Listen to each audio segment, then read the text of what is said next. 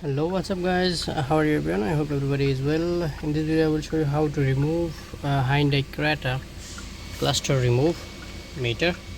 Okay, first of all remove this cover and then here push switch. Okay,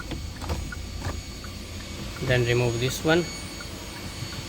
I already removed everything here, this one, but cluster not coming cause inside this you have to remove stereo also, full stereo system, and then because this is connected with this edge.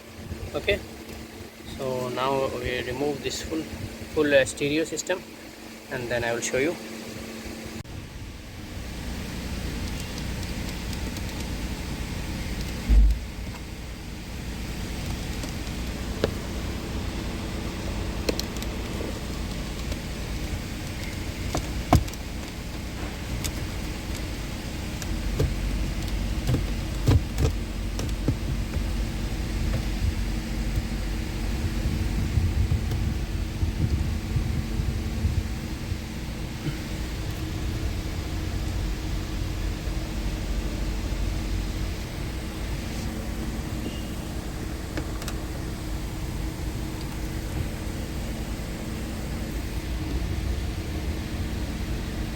Remove,